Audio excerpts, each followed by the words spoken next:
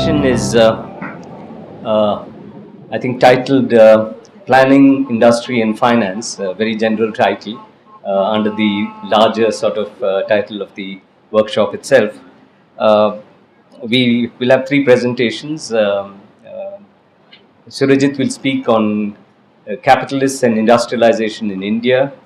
Shirasri will speak on planning and the regime of capital in India, and I plan to use my 20 minutes to look at some aspects of foreign capital and economic development in India, particularly in the more recent period. Like the others, I must say, it is for me too an honor and a privilege to be here at this seminar to commemorate P. Sundarayya.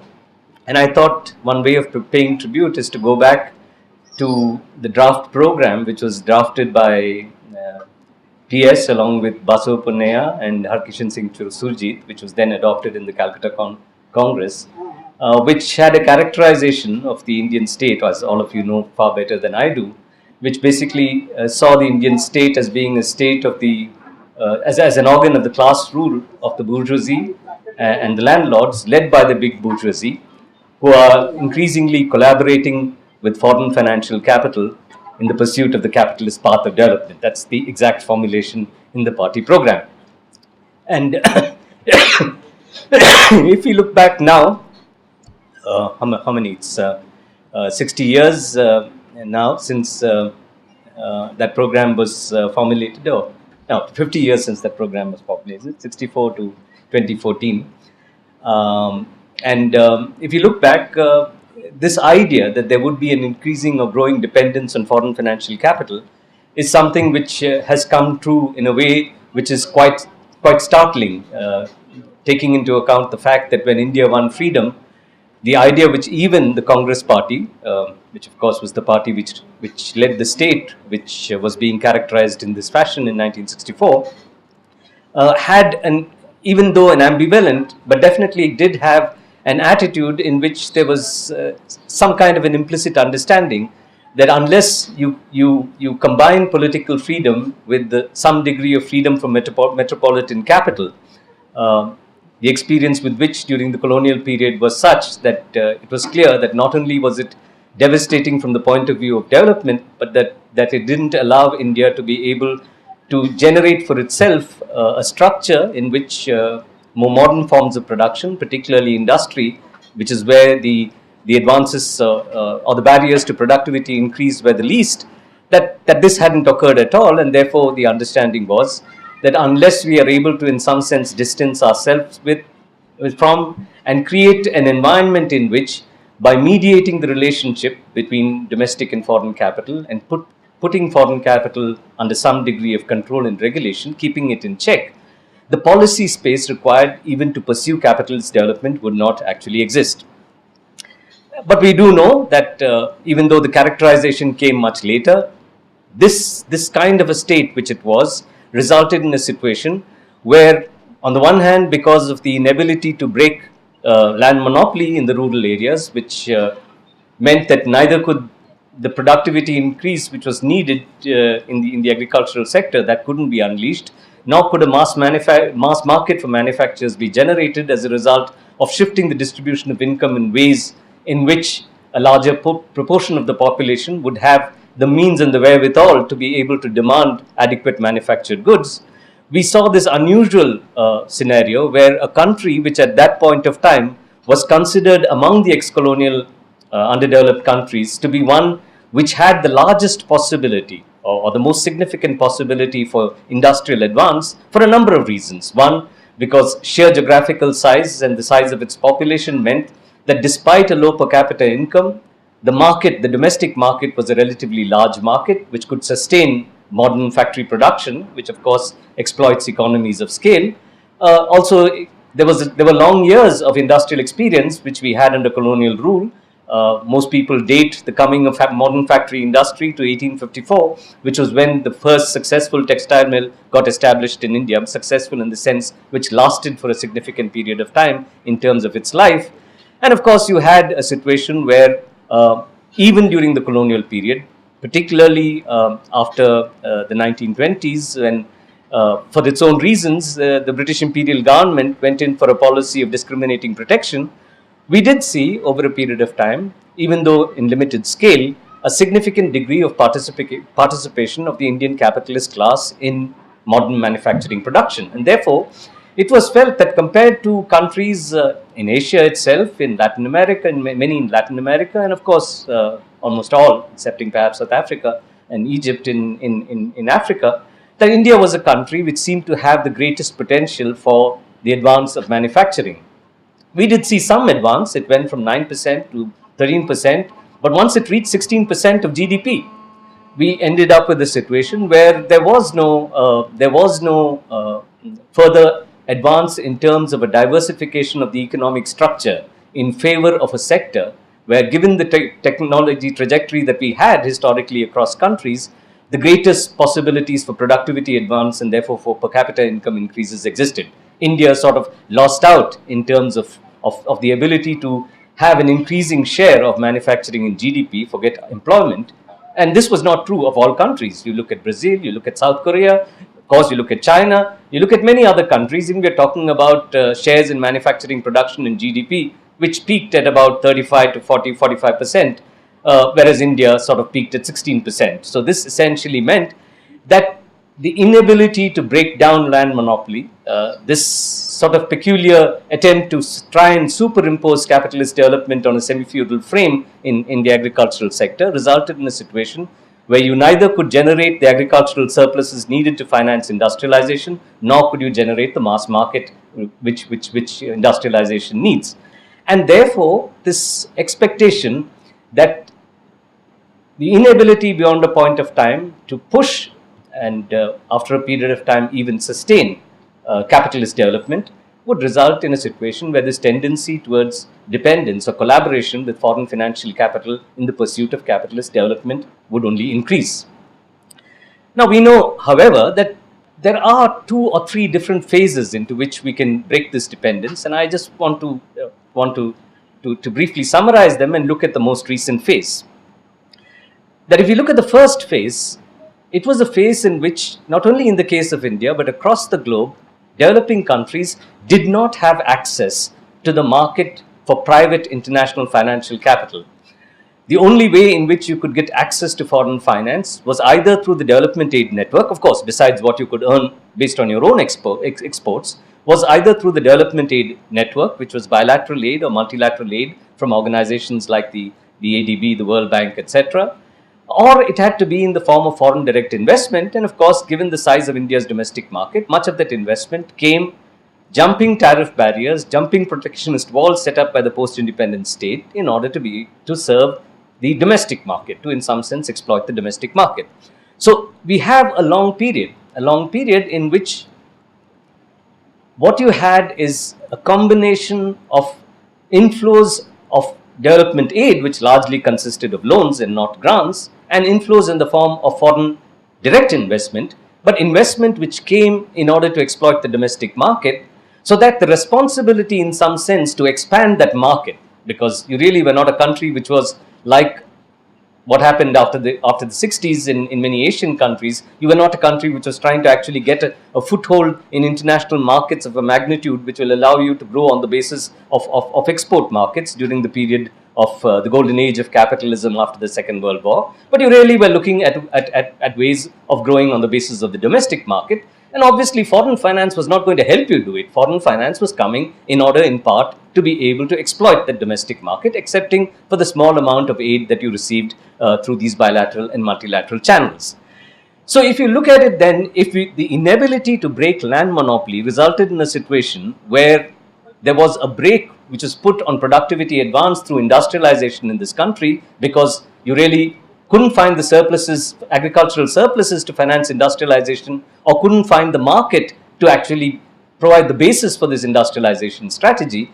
There must be some other way in which you kept this market going so as to even sort of induce or attract these foreign financiers, foreign direct investors to come into the country, despite the regulatory frame which had been imposed as a way of mediating the relationship between domestic capital and foreign finance.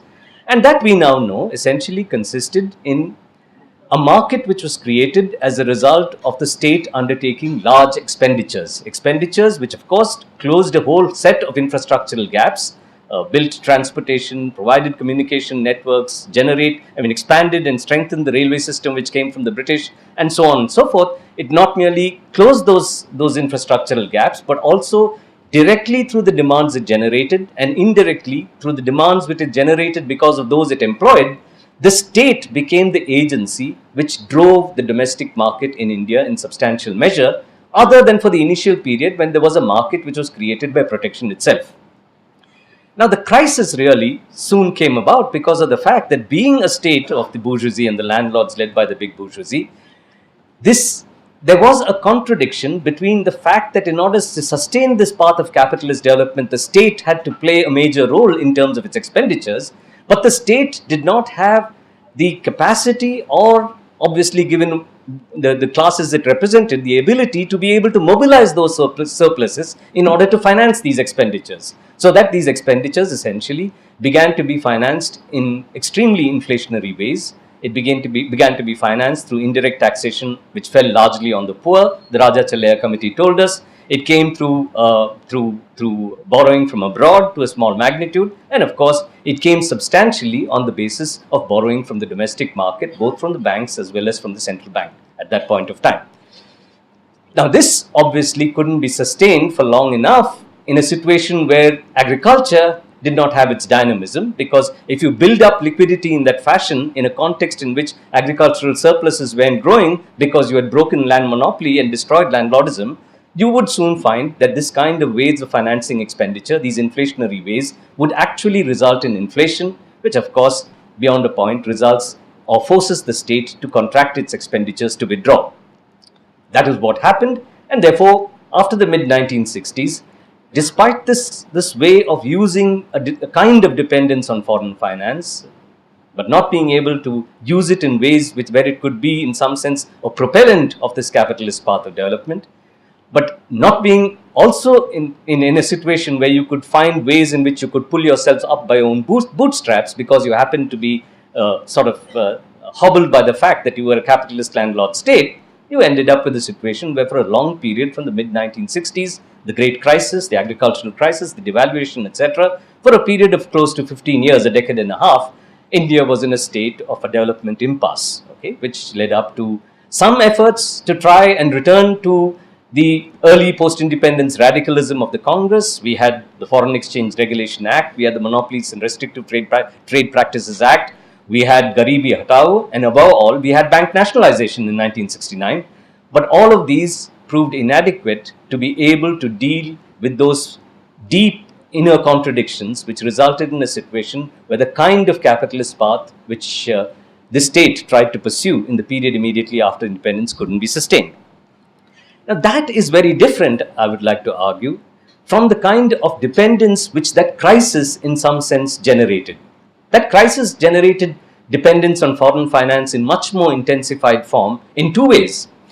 One, of course, both of those ways essentially came out of the fact that the state itself then decided that rather than try and mediate the relationship between domestic and foreign finance, because of the fact that you needed international technology and some access to international markets, you would try and actually use dependence on international finance to generate growth, which was exact opposite of the way in which the state had visualized, the bourgeois state had visualized this, or the bourgeois landlord state had visualized this in the immediate post-independence period. And what was the evidence of the fact that it was actually the state which represented these classes which decided to launch on this strategy of increased dependence? Because when did the shift first come? The shift first came in 1981, which was when India went in for the first large IMF loan. And India in 1981 wasn't in a state of crisis. Of course, there had been two oil shocks during the 1970s, but we had discovered Bombay High. When we started in 1980, we were importing 65% of our oil requirements. By the time we got to 1985, we were importing only 35% of our oil requirements. That really had given us an ability to be able to tide over what in other countries became a crisis. India faced no oil crisis at that point of time.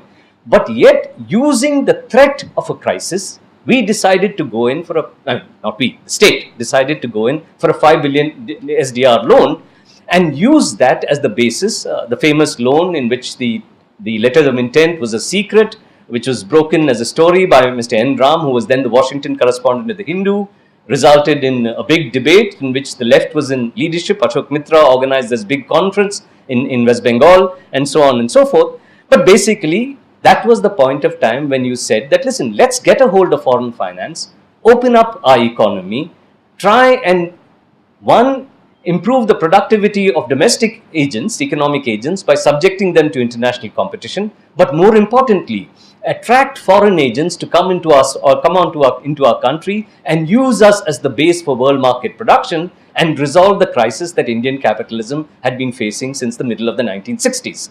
So, on the one hand, we have to look at the fact that this increased dependence, which began in 1981, which resulted in the doubling of India's external debt to GDP ratio between 1981 and 1991, when we had our next major crisis, that this essentially, what came about as a result of the crisis of the old path, was presented as an innovative way of trying to actually engineer a boom under capitalism in the Indian economy.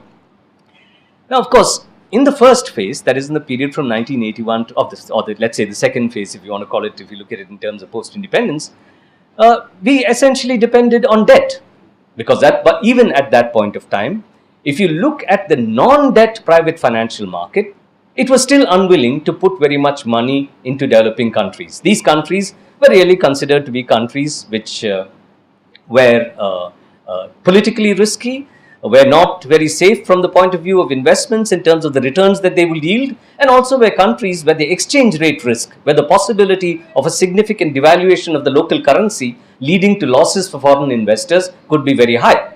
So therefore, you ended up with a situation in which the dependence was largely on debt, but India very quickly, in a period of 10 years, using this debt to finance the liberalization which occurred particularly after 1985 under Rajiv Gandhi, soon found itself losing the confidence of international lenders, including non-resident Indians who had put money into very lucrative deposits which they were allowed to keep in India during the 1980s. We saw a lot of this money going back. That crisis got aggravated because of developments in the Gulf, and it resulted in a situation where by the time we got to July 1991, we had just the equivalent of 2 weeks of foreign exchange adequate to finance just 2 weeks of imports. India had to go and pledge its gold at the Bank of England and then go to the IMF for the next shot or the next round of a large IMF loan. Which brings me to the third phase, and I'll conclude very quickly in that. In that third phase, what actually happened is that even though the expectation was that the 1991 crisis would cut India off from international finance because the bankers had burnt their fingers, it was felt that they were afraid of actually lending to a country which had a high current account deficit. What many of us perhaps inadequately sort of judged at that point of time is that even though India would get shut off from external debt, liberalization in intensified form under the second major IMF loan would result in a situation where non-debt financial flows would come into this country in significant measure. But even that, we must realize, didn't really happen to a great extent in the 1990s. In the 1990s, if you look at it, we got more foreign capital inflow than we did. The dependence on foreign financial capital was more than it was in the 1980s or before the mid-1960s. However, it was in the range of about anywhere between $3 billion to $6 billion right through the 1990s. And therefore, after an initial period of between 1993, 94, 95 and 96, 97, when there was a sort of mini boom in the Indian economy, in fact, by the late 1990s, people began speaking of the return to recession or the return to crisis in Indian industry and the Indian economy. So what then led up to this situation where suddenly, during the 2000s, this liberalization began to be presented, this increasing dependence on foreign finance capital began to be presented as what is actually allowing India to salvage itself or recover from the sort of long burden of the Hindu rate of growth. Of course, we had broken from that Hindu rate of growth. I don't know why it's called that, long time back. In the 1980s itself, India was growing at 5.6% because we were just using this foreign finance to pump prime the system with government expenditure, and growth was occurring of a much higher magnitude than earlier. But what we saw after 2003 in particular is a significant step up in growth, a significant rise in the savings and investment rate. What seemed to be till 2008-9, what seemed to be a whole new trajectory of development in which there were multiple indices suggesting that something had happened to India. And this was a period, of course, where if you turn and look at the dependence on foreign financial capital, we had moved from between $3 to $6 billion to $10 to $13 billion initially, and then of course we moved to the 30 to 50 to 55 to $60 billion range in over a period of time. India began to attract huge volumes of inflow. Now this inflow did two things. One, of course, it resulted in the fact that there was a massive increase in liquidity in the system because of the fact that foreign investors, when they come here, they go and either through they exchange these dollars in order to be able to make investments in the stock market, in real estate, in plants, in machinery, whatever it may be. Some of it is, of course, spent as foreign exchange. And therefore, there's a huge infusion of rupee liquidity into the system. And the second, of course, is that this, because of the fear that it would adversely affect foreign finance, the government decided to launch on a strategy of contracting its expenditures, of going in for sort of fiscal austerity, particularly in the period after 2000.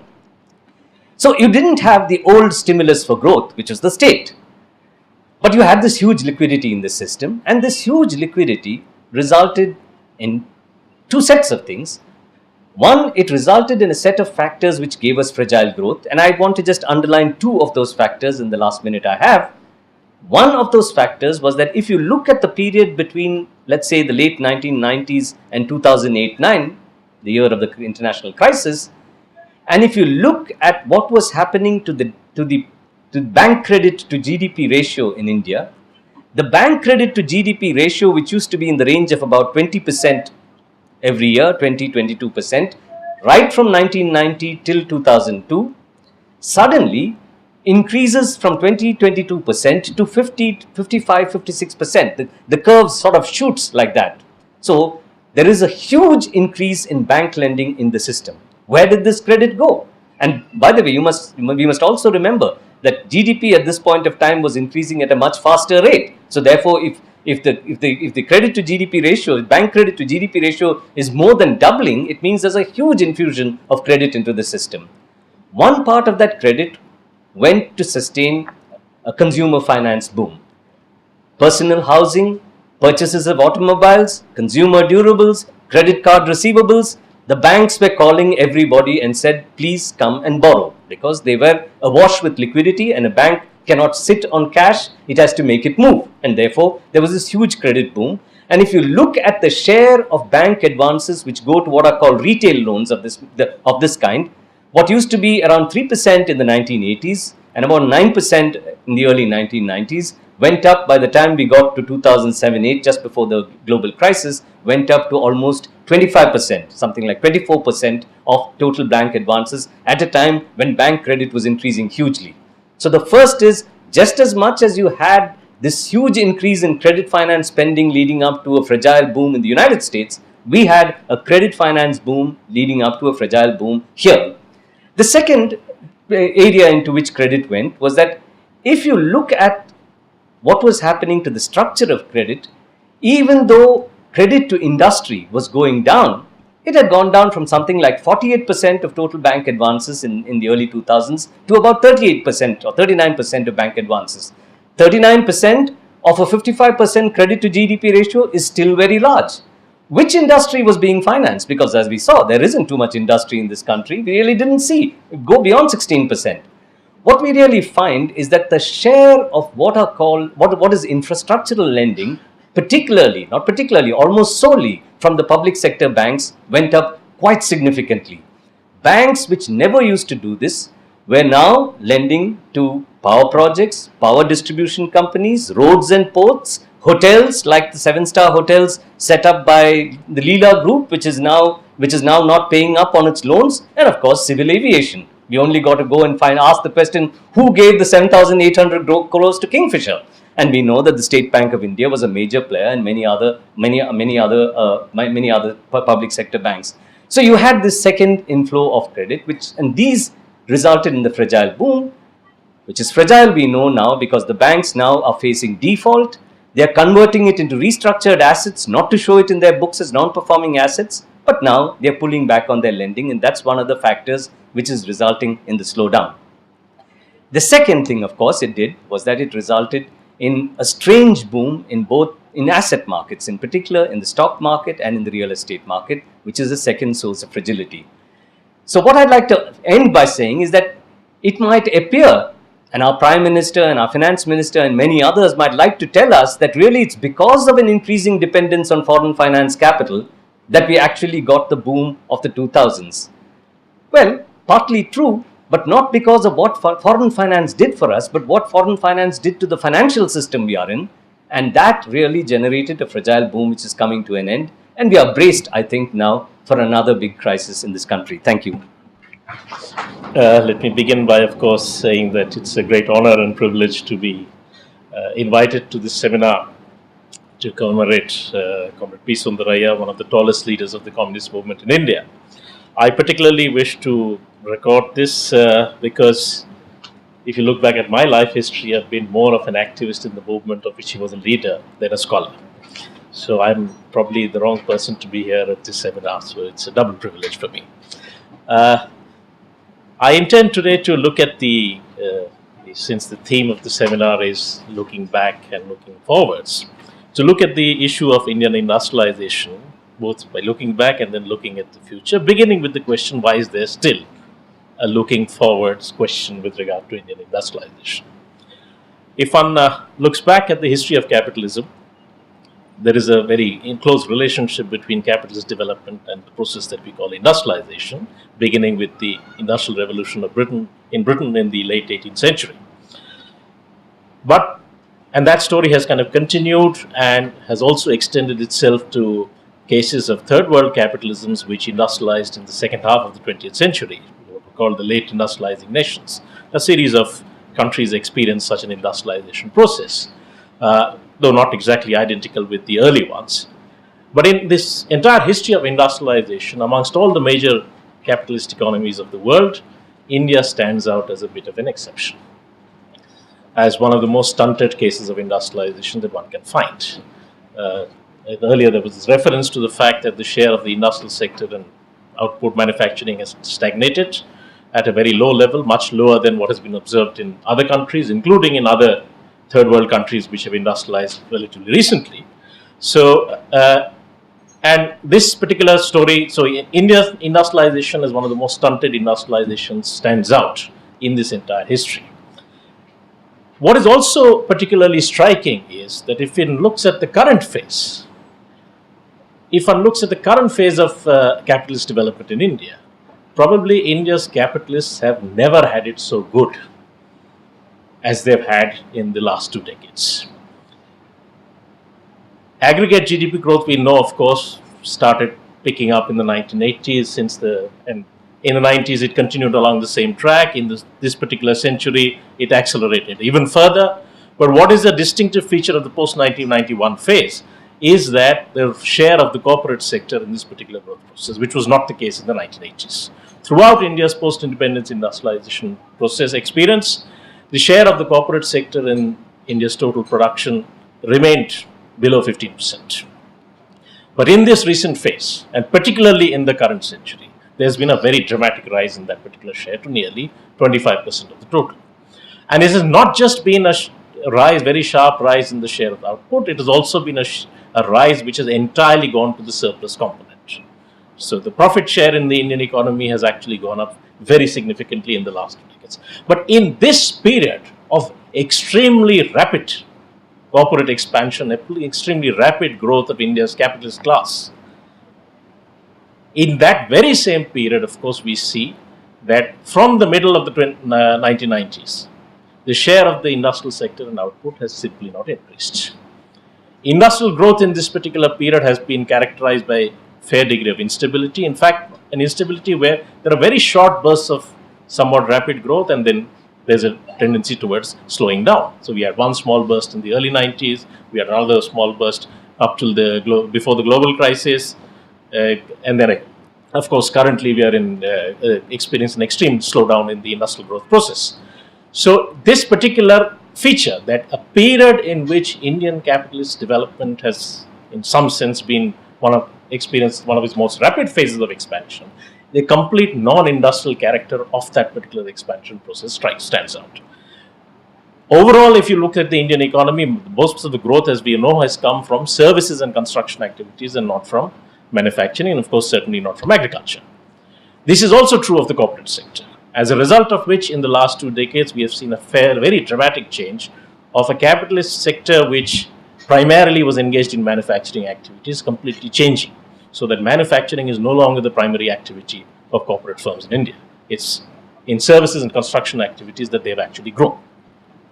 So why is it that we get this particular kind of phenomena in the specific accumulation regime that is there today at the moment? I would think that if one wants to understand that, one has to go back to the historical origins of Indian capitalism and the nature of the capitalist class that got created and its historical development. Of course, there are features of the present which are important in explaining why this is happening. But the past also has a very important role to play.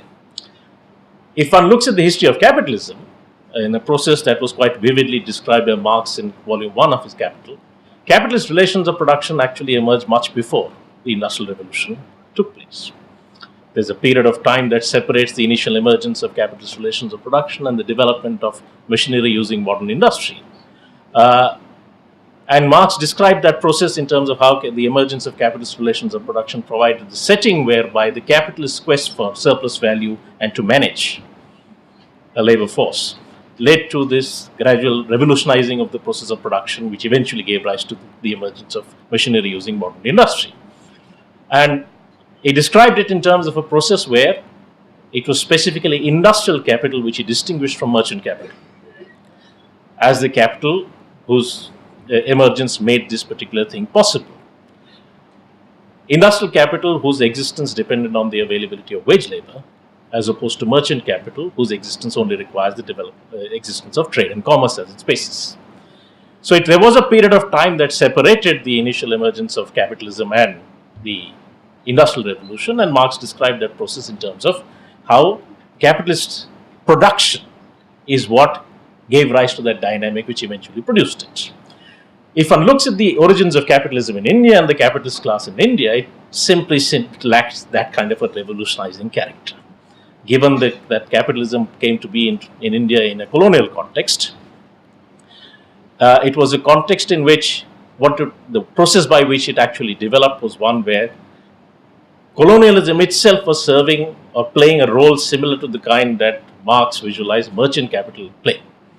But merchant capital's dominance over the process of production basically meant the growth of commerce, but it also meant the process of reinforcing the existing mode of production as a basis for an appropriation of surplus.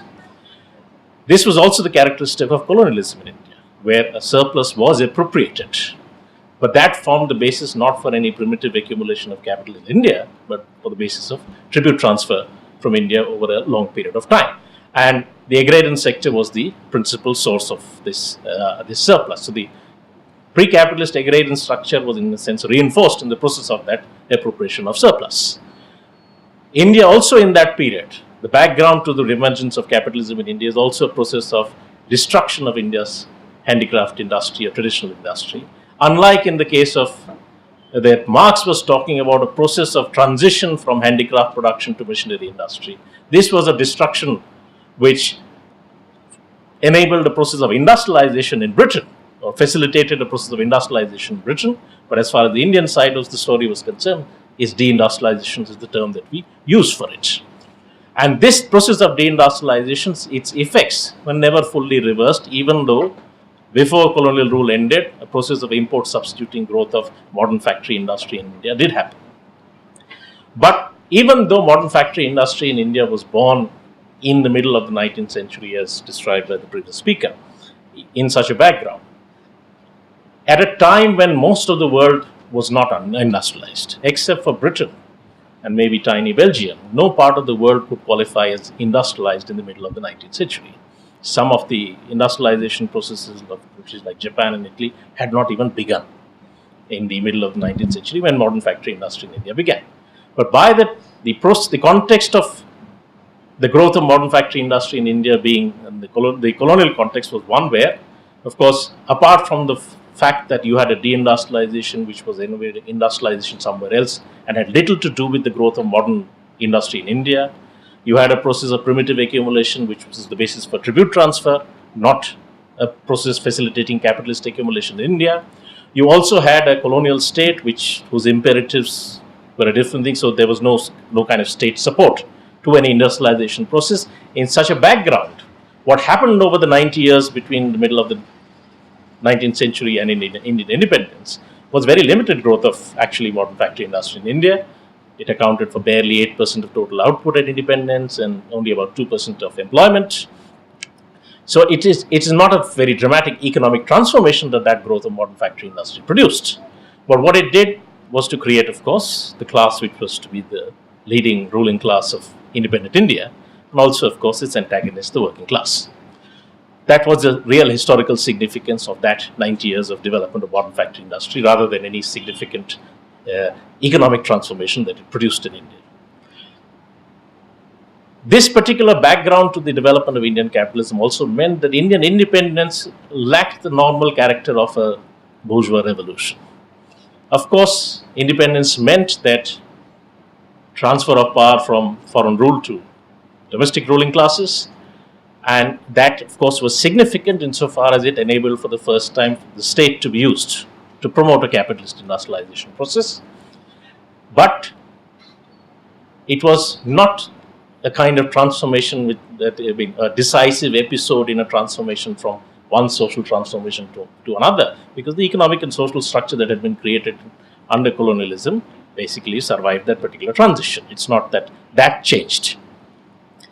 And the significance of that lay in the fact that subsequent to independence, of course, the capitalist class became the ruling class, but only in alliance with a dominant landed interest, because of which, of course, India's agrarian reform program remained an extremely limited one. So to that particular transformation, which was, as was mentioned earlier, important for any process of capitalist industrialization in India, that particular transformation simply did not happen. And of course, that meant that any capitalist industrialization process subsequent to independence had to take place under a set of conditions which were not very conducive to such an industrialization. You had an enduring agrarian constraint on industrialization, which was only partially moderated by other ways in which the state intervened in the agrarian economy. You had, of course, an unfavorable position within the international capitalist economy. And, of course, you had an industrial capitalist class, which, because of the process by which it had come into being, also lacked an industrial character. Indian capitalist class had basically emerged out of a process of not an industrial capital emerging out of production, but merchant capital taking advantage of machinery available through imports. So it was basically an extension of commercial activity and mercantile activity rather than a process of production dominating commerce. That was the historical origin. Initially, it also included two different components, a foreign and a native one. A foreign whose emergence was tied up with the context of colonial rule and whose existence and dominance inhibited the development of the native capitalist class.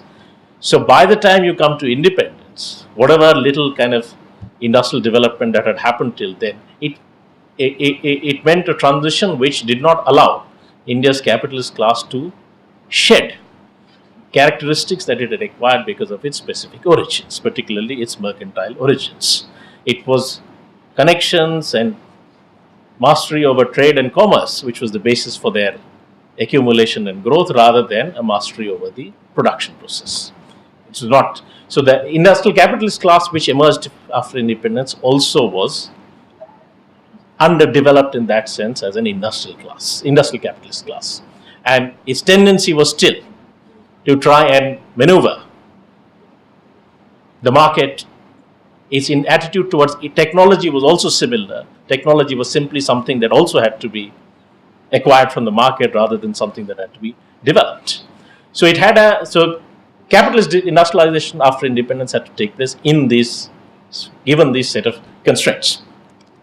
Naturally, of course, the story of Indian industrialization between then and the 1991 liberalization was hardly a dramatic one. So there were periods of relatively better growth, there were periods of stagnation. In terms of transforming India's economic structure, it produced very little effect. The share of industry in output, as I said, increased only partially, and after that tended to stagnate. In terms of changing the occupational structure, the effect was even less minimal, and a large part of the Indian workforce remained in agriculture. But what it did was that there was, through that particular process, a diffusion of industrialization, or India's participation in the process of diffusion of industrialization to the third world, to the extent that, compared to what was the situation at independence, a considerably larger and far more diversified industrial sector came into being.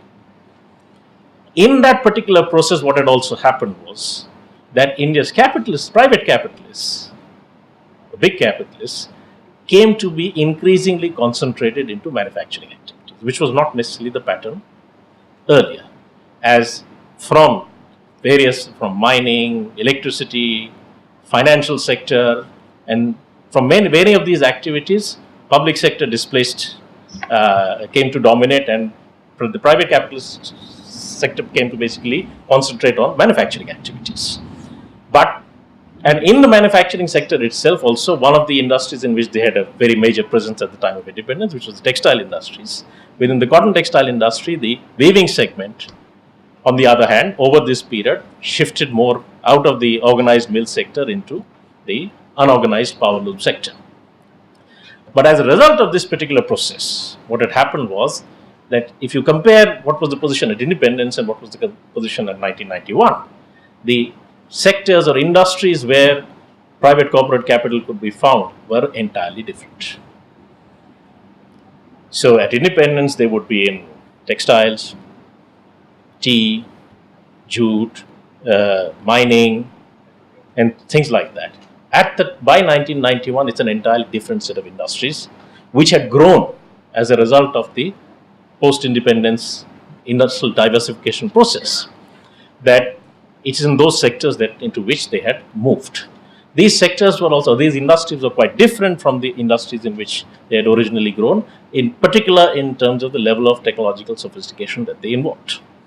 So while India's capitalists did not shed their original character and did not become, Indian capitalist firms did not develop a capacity to create technology, they certainly learned to find, adapt and absorb technologies that were available outside and across a whole range of manufacturing industries, something that was important for them when they made the transition to liberalization, and they had to be exposed to much greater degree of global competition. That particular ability that they acquired, both in terms of managing much more sophisticated technology than they had than the abilities that they had at independence, as well as knowing how to get that technology and to use it profitably, were abilities that they gained over the industrialization process, which was important for them. This particular industrialization, as the process of diversification in a sense exhausted itself, as more and more industries got diffused into the Indian industrial sector, it also became necessary for India's capitalists to access technology on a more recurrent basis as the basis for the development, because they could not now grow by simply expanding into a newer and newer industry. This, I believe, is something that contributed to changing their outlook towards India's integration with the global economy. Why has India's capitalist class been willing to endorse the transition to liberalization, increasing openness, quite in contrast to the attitude it had at independence, is, in my view, explained by this particular transition that happened. Both the strengths that they acquired as well as the persistent weakness on the technology front meant that a greater integration with the world economy became necessary for the further process of capitalist development in India. Once the transition was made, however, of course, you have a particular accumulation regime which have been described in the morning sessions and in the subsequent sessions, which is based on ultimately maintaining a low wage and low income situation across the board. So in India today, whichever sector people are employed in, whether they are very fast growing sectors like even the corporate sector, or the slow growing sectors like agriculture, low income and low wage seems to be the fate for the majority of Indians. That has provided the surplus, of course, in the corporate sector for this very rapid accumulation process that we have seen. But at the same time, it has meant a certain kind of demand pattern whereby the demand has shifted more towards services rather than manufactured consumption goods. In consumption demand, it has meant that as far as the demand for assets are concerned, there's a greater demand for assets like real estate. Investment of this surplus, however, has faced a problem, because when we have seen capitalists investing heavily, we've seen largely them investing in manufacturing. Of course, though, infrastructure and construction projects in the sense have taken a slightly larger share now than in the past. But as far as that particular investment is concerned, the problem that has been faced is that if you do not have an expanding market for manufactured consumption goods, we do not have either in terms of export markets nor in terms of a domestic market, an expanding market for manufactured goods, then that's an investment process that has not been possible to sustain. So even though we have seen in the last 2 decades very large doses of investment into manufacturing activities by India's capitalist class, it has not produced the kind of industrialization process that one is talking about. What has instead happened is a growth in services and construction activities, and that has in a sense reinforced the characteristics of India's capitalist class, in the sense that many of these activities they have expanded in are activities in which any self-development of technology is not a very important source of competitive ability, because it's other technical equipment supplies. So if you're going to succeed in construction, it's your networks by which you can get land which matter more than your ability to develop technology. The equipment supplies you get from outside. In telecom, you have to get the spectrum. The equipment comes from somewhere else. So the activities into which Indian capitalists have been expanding have been activities which is suited there. So that's been one of the important reasons why they have been able to dominate this particular process of expansion despite the opening up. In conclusion, what I'd like to say then is the following, that this particular trajectory that one has, it has meant firstly that as far as India's capitalists are concerned, they have increasingly moved away from industry. The nature of the expansion process has been such that they have moved further and further away from industry, and non-industrial activities or non-manufacturing activities have become much more important. Consequently, their stakes in an industrialization process have become much less now. Their stakes in an industrialization process have become much less. At the same time, the economic policy regime which has allowed this particular process to happen, their demand for the maintenance and strengthening of that particular policy regime has also got strengthened over time, because they've never had it so good as they've had it here. And capitalists don't have a historical mission of industrialization. They're interested in profit. So their demand for maintaining this particular policy regime has become much stronger over a period of time. So they are more vocal in pushing for the so-called reform agenda than many other segments of society. At the same time, this particular policy regime has of course also increased their leverage, because if you're relying on the corporate sector to drive your growth process, then and the state is constrained by the process of opening up, fiscally it has very little room for maneuver, then the corporate sector of course has much greater leverage over the state. So this condition therefore creates where a context in which industrialization is not happening despite very rapid corporate expansion is getting locked into place. Of course, this process also is associated with contradictions, and there are crises, and currently itself this accumulation regime is facing a serious crisis at the moment. However, as we have seen, every crisis also invokes only the tendency for more of the same, rather than any reversal of a trajectory. The reversal of a trajectory, I think, can only happen if the correlation of class forces in India is going to change. And that the capitalist development in India under the current regime, that it will deliver industrialization in India, is, I think, something that should be abandoned. Some more fundamental changes have to happen before that is going to happen. Thank you.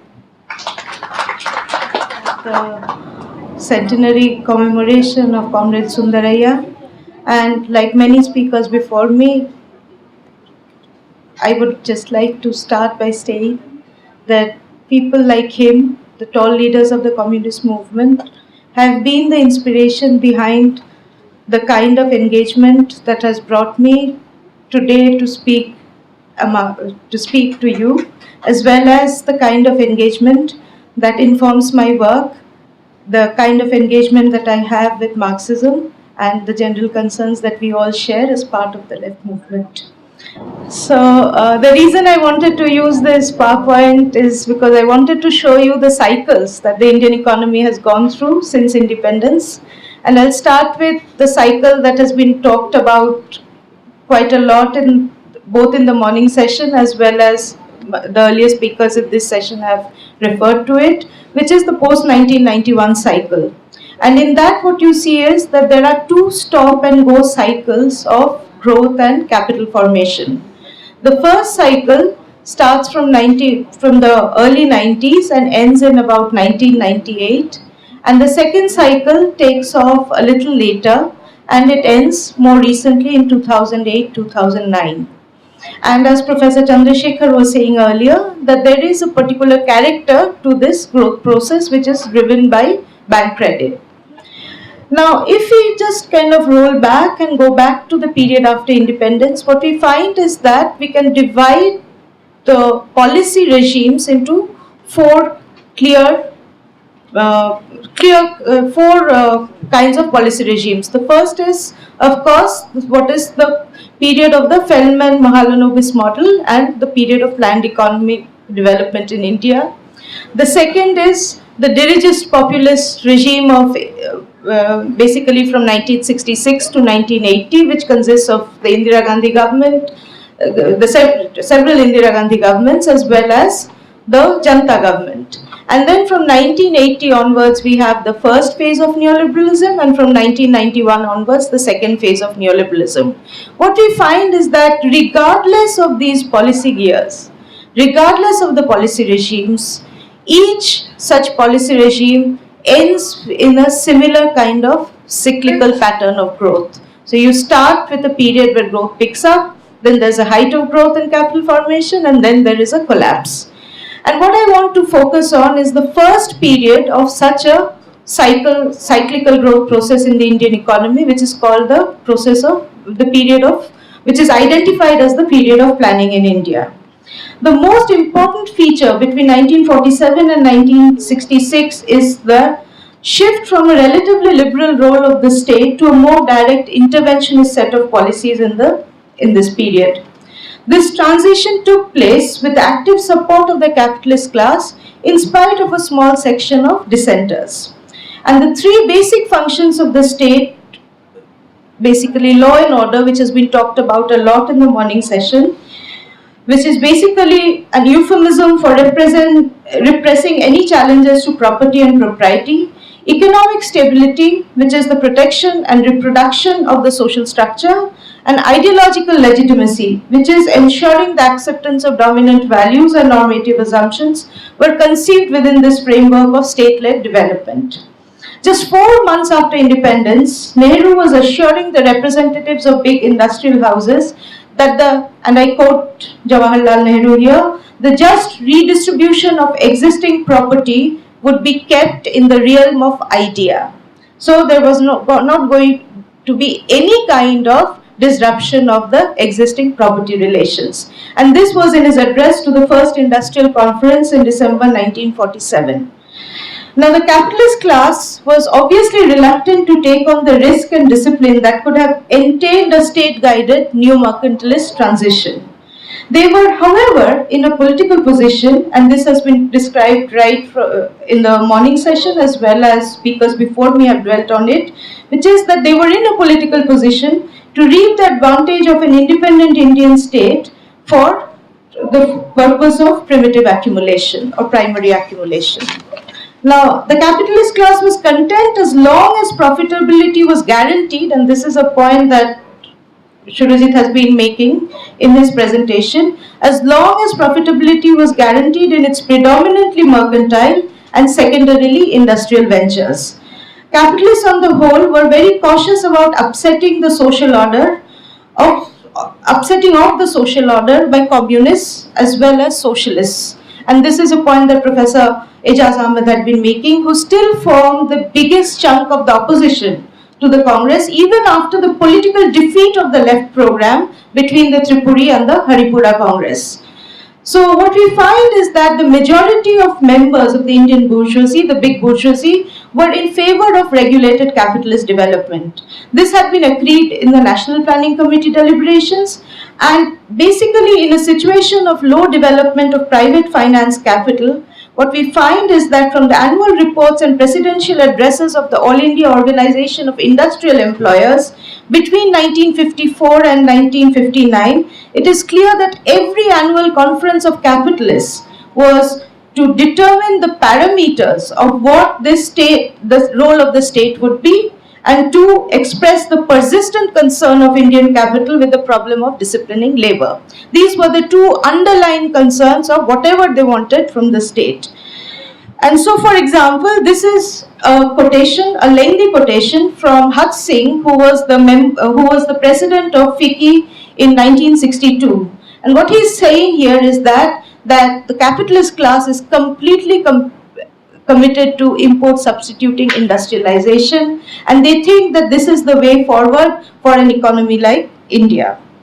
One would think, if you went through this statement, that this was a statement of some state functionary, but actually it is the doyen of capital then who's making this statement. So the state-sponsored and state-guided path to capitalism in the first 10 years after independence was faithful to the idea of the state restricting itself to strictly Smithian duties, which is law and order and provision of infrastructure.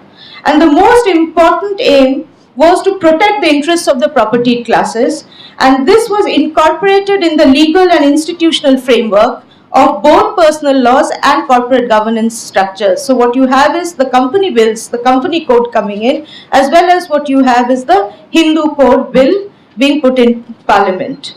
So together what it does is it defines the domain of legal institutions over which the state is going to provide a free run to capital. Now, the Industrial Policy Resolution in 1948 gave assurances to the classes owning business at industry that no existing enterprise would be taken over or nationalized.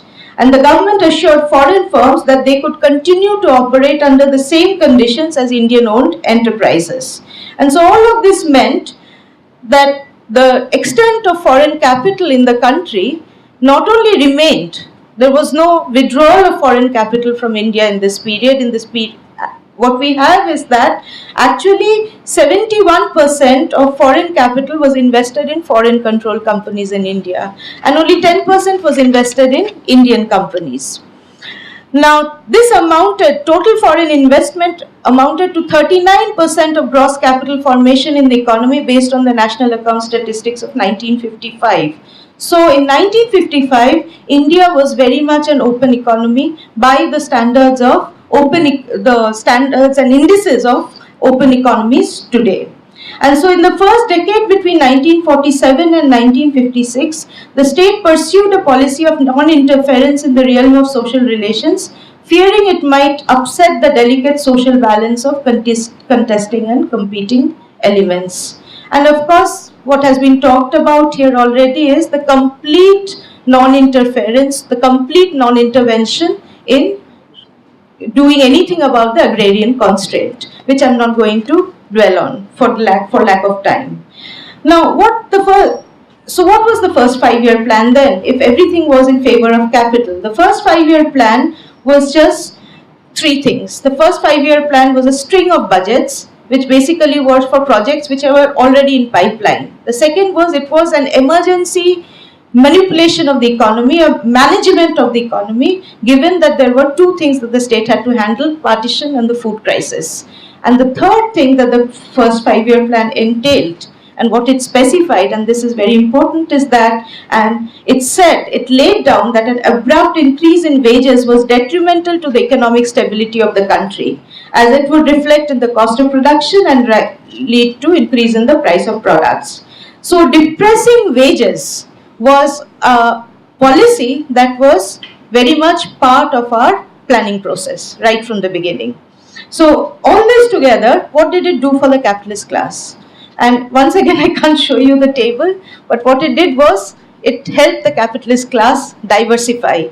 And so what we find is that this is the first time that the word sunrise industries can be used in India, because the first sunrise industries are not in 1991, they are in the 1950s, when you have India for the first time manufacturing bicycles, for the first time India is manufacturing soda ash, for the first time India is manufacturing caustic potash, and there is huge increase in indices of industrial production. But what we also find is that there is a crisis, and this crisis of liberalism is the crisis of capital formation. There is not enough capital being accumulated despite this diversification process and despite this liberal structure and the entitlement to capital. And hence there is a change in policy gear, and we move into what is called the Fellman-Mahalanobis model of planning, which basically is the second plan period, but also to a certain extent the third plan period.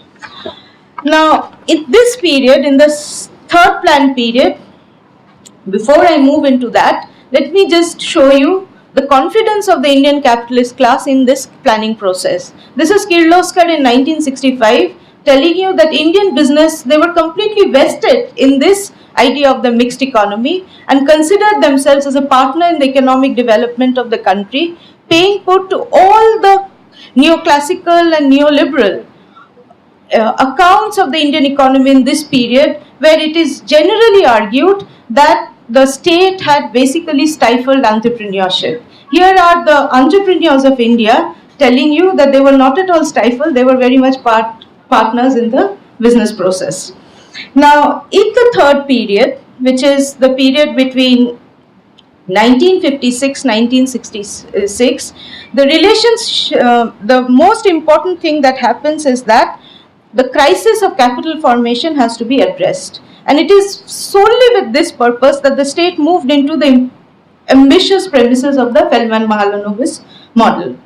In terms of the strategy elaborated at the time in the plan documents, the state would ensure a sharp increase in the rate of savings in the system. An enhanced allocation of that savings would go to the heavy industrial sector in general and machine tools in particular, and it would reduce the economy's dependence on international capital and commodity markets, a point that has already been made by Professor Chandrasekhar. Now, in this, once again, the three things that the state paid attention to, the first was the terms of trade between agriculture and industry. The second was the property relations, which were guarded very, very carefully. And so, for example, the land reform legislations became once again solely confined to the realm of the idea. And the state faced the most complex issue that the state faced was the question of the disciplining of labor, because capital was very much gung-ho about state policies which would actually help to further put down an already in the face of a very militant trade union movement, in the face of an aggressive labor movement, capital was very, very worried about where this was going. And so that was the third thing on which capitalists were solely dependent on the state. So there are two new interventions in this plan. The first is that indicative planning was used together with licensing to influence the allocation of critical resources. And the second is that there is sheltering of Indian capital from excessive foreign competition. And of course, the state's role in mediating the relationship between capital and labor.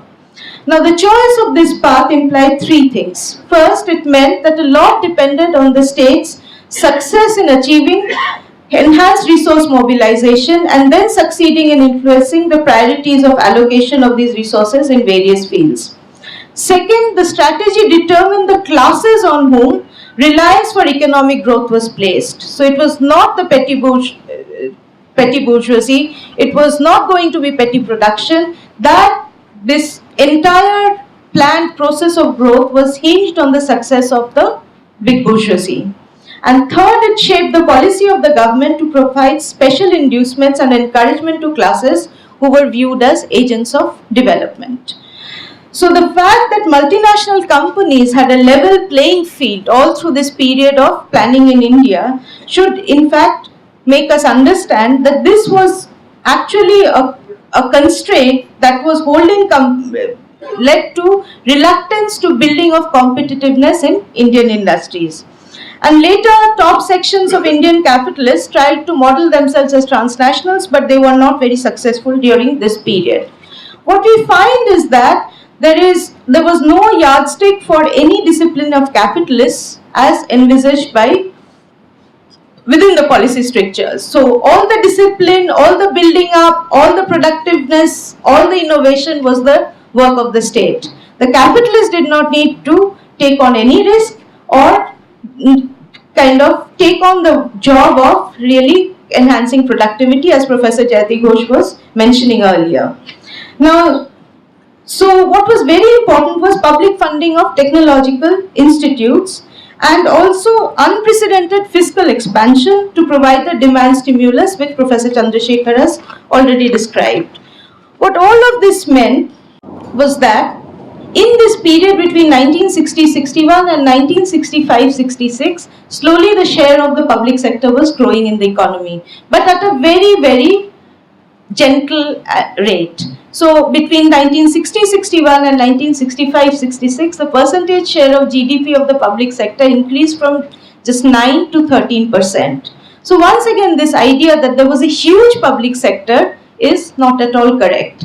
All through this period, the average size of the Indian private sector was 88% of the economy. And the second thing that is important to remember here is what was the work of the public sector. The public sector had to do all the risk-bearing activities that the private sector was unwilling to take on. And in addition, it was supposed to transfer resources to the private sector. And so in that sense, this idea, the state-owned sector was completely geared towards promotion of private monopoly capital. And we can see some of the things that happened during this period, but because of lack of time, what I'm just going to do is two things. One is that look at what FICCI had to say this time. They were arguing that every national economy is a mixed economy of various proportions, and it was very, very important for them to say that the mixed economy is a capitalist economy.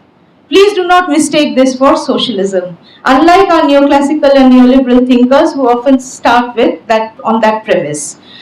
And basically this is G.D. Somani, President of the All India Organization of Industrial Employers, saying that would it not be better if the expansion of the public sector is viewed not as an end but as a means? So the way Professor Patnaik would interpret the presence of the public sector is obviously not what G.D. Somani would like the public sector to be. Now, what did this? It released so the second plan succeeded in what it was supposed to do. It released the capital constraint in the economy. You can see capital formation in the public sector takes off, but it also takes off in the household sector, and so it has succeeded in what it set out to do. But look at what is happening to the private corporate sector. It doesn't necessarily mean that the private corporate sector gets its act together, despite this huge transfer that the public sector starts making to the private sector. So what we have is that in its limited aim of what planning set out to do, it succeeded. It wanted to release the constraint of capital formation, and within the agrarian constraint, this was the best possible result that it could have led to. But at the same time, what we have is this had its obvious problems. The contradictions that it threw up, and this is also something Professor Chandrasekhar has dwelt on, so I'm not going to dwell on it much, except to say that the state did not really have the resources to do it, because it was never willing to tax the rich, and it was never willing to go into any kind of confrontation with the landlord class. And hence what happened was that after a point, the taxation constraint and the agrarian constraint together, what it meant was that the state was in crisis. However, if you look at what happened to, and once again I can't show you the figures, but if you look at monopoly and the concentration of assets, this is the period of planning. In 1951, when it is the period of liberalism, 29.5% of assets is controlled by the top 22 business houses in India. 1965, after the great period of planning in India, concentration of assets in the hands of the top 22 monopoly houses has increased to 32.5%, and the Ambanis have already entered the picture, as one of the contenders. They're still not part of the top 22. But new capitalists are also coming in who are going to make their presence felt very soon. So basically what I'm trying to get at is that on one hand the state, through this planning process, the state transfers resources, in the process ends up in a crisis, but what we find is that it breaks the barrier of capital formation in the economy for 10 years from 1959 to 1965. It ensures asset concentration in the hands of the big bourgeoisie, and this is just not despite planning, but because precisely of the planning process in India. And however, because of the irresolution of the agrarian constraint and taxation, it renders itself unsustainable because it cannot do anything to the elite in India. And what we find is that the stop-go cycles in capital formation, asset concentration in the hands of the big bourgeoisie, and the class consensus on the perpetuation of the agrarian and taxation constraints are three distinctive characteristic features, not just of those regimes, of that regime of planning, but of every policy regime that comes after that in independent India. Thank you.